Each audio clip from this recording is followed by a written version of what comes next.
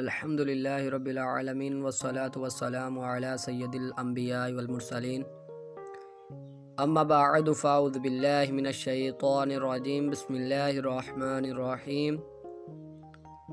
پیارے پیارے اسلامی بھائیوں، کیسے ہیں؟ امید کرتا ہوں آپ سب خیریت سے ہوں گے۔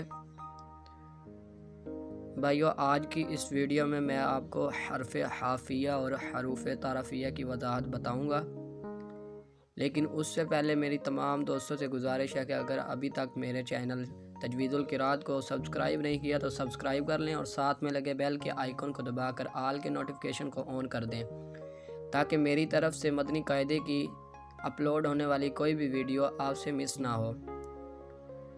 تو چلتے ہیں ویڈیو کی طرف۔ جیسا کہ آپ جانتے ہیں، میں نے پچھلی ویڈیو میں حروف لہویہ اور حروف شجریہ کی وضاحت کی تھی۔ اگر ابھی تک آپ نے میری پچھلی ویڈیو نہیں دیکھی تو جلدی سے میری پچھلی ویڈیو دیکھ لیں، تاکہ آپ کو وہ بھی یاد ہو سکے۔ یاد رہے کہ پچھلی ویڈیو بھی دیکھ کر آپ نے وہ لازمی یاد کرنا ہے، کیونکہ اگر آپ کو مکمل حروف کے مخارج یاد نہیں ہوں گے تو آگے مدنی قاعدہ اور تجوید کے ساتھ قرآن مجید پڑھنا مشکل ہو جائے گا۔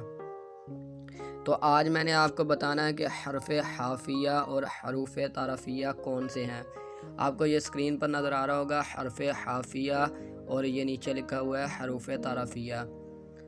حرف حافیہ ایک ہے، اس کا نام ہے ضاد، اور ضاد کا مخارج ہے، یہ آپ کو آگے لکھا ہوا نظر آ رہا ہوگا۔ یہ آگے اس کے لکھا ہوا ہے زبان کی کروٹ اور اوپر کی داڑھوں کی جڑ سے ادا ہوگا۔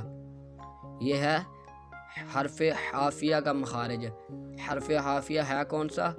ضاد۔ اور یہ نیچے لکھا ہوا ہے حروف تعارفیہ۔ حروف تعارفیہ تین ہیں، نمبر 1 لام، نمبر 2 نون، اور نمبر 3 را۔ یہ لام کے سامنے والی جو لائن لکھی ہوئی ہے، یہ ہے اس کا مخارج۔ زبان کا کنارہ اور دواحق سے ثنایا تک کے مسوڑوں سے ادا ہوتا ہے۔ زبان کا کنارہ، جو ہماری زبان ہے، اس کا کنارہ، اور دواحق، یہ دواحق جو ہے یہ ایک دانت کا نام ہے۔ ہمارے درمیان والے جو 2 دانت ہوتے ہیں انہیں کہتے ہیں ثنایا، اور ان کے ساتھ گنتے جائیں اور 3 دانت گنے، جو تیسرے نمبر پر جو دانت آتا ہے اسے کہتے ہیں دواحق۔ زبان کا کنارہ اور دواحق سے ثنایا کے مسوڑوں سے ادا ہوتا ہے۔ یہ ان 2 دانتوں کے مسوڑوں اور زبان کی نوک سے ادا ہوگا یہ حروف۔ اور لام کے نیچے لکھا نون، زبان کا کنارہ اور انیاب سے ثنایا تک کے دانتوں کی جڑوں سے ادا ہوتا ہے۔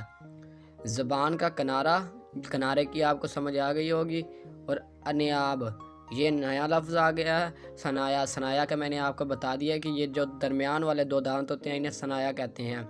ثنایا سے نیچے 2 دانت گنے جو دوسرے نمبر پر آتا ہے اسے کہتے ہیں انیاب، یہ بھی دانت کا نام ہے۔ ہمارے دونوں طرف یہ 2 دانت ہوتے ہیں، دونوں طرف ایک ایک۔ اسی طرح دواحق ہے، یہ بھی دونوں طرف ایک ایک دانت ہوتے ہیں۔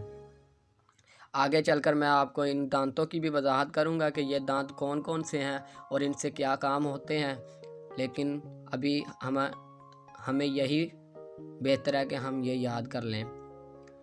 نیچے لکھا ہوا ہے را، یہ زبان کی نوک، جو ہماری زبان کا آگے والا سرا ہے، یہ نوک، اور مقابل کے تالو، جو ہمارا تالو ہے، اس کے مقابل سے ادا ہوتا ہے را۔ امید کرتا ہوں آپ کو میری ویڈیو کی سمجھ آ گئی ہوگی۔ سمجھ آئی اور اچھی لگی ہو تو میری ویڈیو کو لائک کرنا نہ بھولیے گا،